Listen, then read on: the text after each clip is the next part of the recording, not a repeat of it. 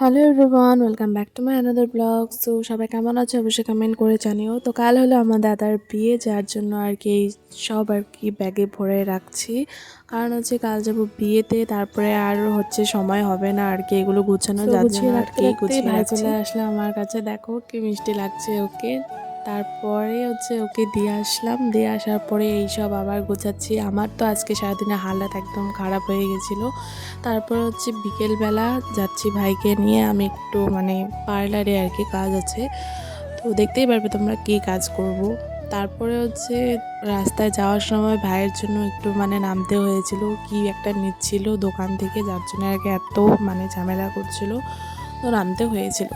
তারপরে হচ্ছে দেখো চলে আসলাম, এই যে কি করতে যাওয়ার সাথে সাথে তো আমাকে হেয়ার ওয়াশ করিয়ে স্পা ক্রিম লাগিয়ে দিচ্ছিল। তো তখনই ভাইকে দেখো, ও তো নিজেকে বিশ্ব সুন্দর বলে ভাবছিল আয়নায়।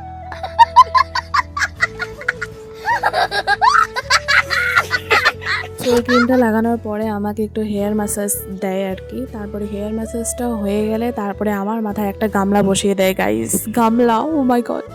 আরে গাইস, না না, মজা করছিলাম। এটা তো স্পার মধ্যেই পড়ে, তাই না? এটা তো হেয়ার স্পার মধ্যেই পড়ে। তো যাই হোক, এটা হবে হয়তো কিছু, বাদ দাও। মানে স্পা মেশিন টেশিন এরকম কিছু হবে। তো এটা হচ্ছে দেওয়ার পরে আমি বসেই ছিলাম, তো ভিডিও করছিলাম, বসেছিলাম, মানে খুব বোর লাগছিল এই সময়টা, এত বোর লাগে। তো ভাই তো আমার হাত থেকে বারবার ফোনটা নিয়ে নিয়েছিল, আমি যা পেরেছি একটু টুকটাক ভিডিও করেছি, ওকেও বলেছি একটু ভিডিও করে দো। তো এই যে এটা আমার ভাই করে দিয়েছে। একটু টাইম বসে থাকার পরে আবার হেয়ার ওয়াশ করাতে নিয়ে গেল। সো হেয়ার ওয়াশ হয়ে গেলে এবার হচ্ছে আর কোনো স্টেপ নেই, এবার হচ্ছে হেয়ারটাকে মানে শুকিয়ে দেবে হেয়ার ড্রায়ার দিয়ে। তারপরে ওই একটা সিরাম ফিরাম লাগিয়ে দিবে, সো হয়ে যাবে আর কি। আর তারপরে আর কোনো কাজ থাকে না।